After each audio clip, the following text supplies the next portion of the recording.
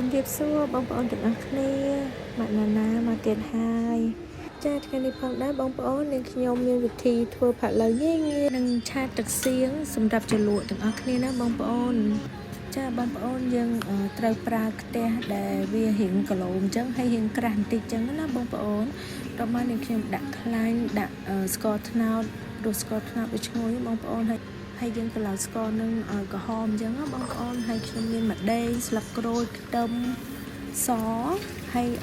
ពោតកាក់និងឈើអែមបងប្អូន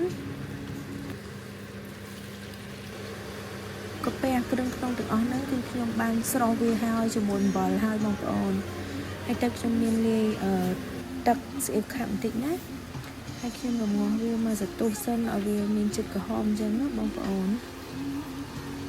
តបមកបានខ្ញុំដាក់អណ្ដាតវាចូលព្រោះអ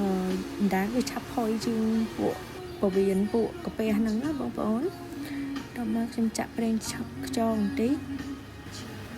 ហើយខ្ញុំមានអំបិលខ្ញុំមានម្សៅរ៉ូឌីហើយខ្ញុំថែមស្ករសបន្តិចណាបងប្អូននេះចំណូលចិត្តខ្ញុំអូខេបងប្អូនបន្ទាប់ពីយើងដាក់រួចហើយណាយើងក្របកម្របវាបន្តិចណាបងប្អូនឲ្យវាឆាប់ផុយហើយវាចូលជាតិល្អវាក្រហមល្អហើយយើងមិនទាន់អាចដាក់ទឹកវាអញ្ចឹងណាបងប្អូនយើងមកវាឲ្យខាប់អញ្ចឹង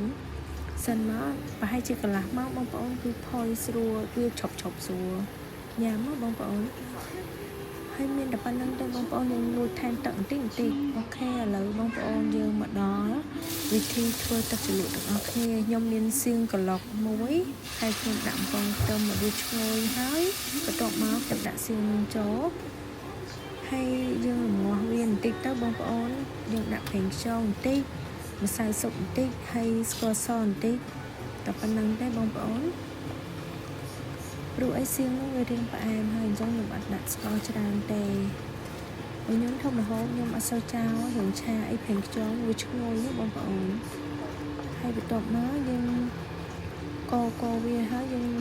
មកយើងចាក់ទឹកម្ទេសយើងចូលបន្តិចទៅបងប្អូនហើយយើងមកវាទៅហើយខ្ញុំថែមក្រូចឆ្មា2ចំណិតបងប្អូនព្រោះខ្ញុំចូលចិត្តនឹងជូរអែមបន្តិចហើយឃើញពណ៌ទឹកសៀងយើងស្អាតណាស់បងប្អូនអង្គតែប៉ុណ្្នឹងរួចរាល់ហើយបងប្អូនងាយចាផាក់ឡូវនឹងទឹកជ្រលក់របស់យើងរួចរាល់ហើយអរគុណច្រើនបងប្អូនសូមជួយ like ជួយ share វីដេអូខ្ញុំផងណាជួបគ្នាវីដេអូក្រោយ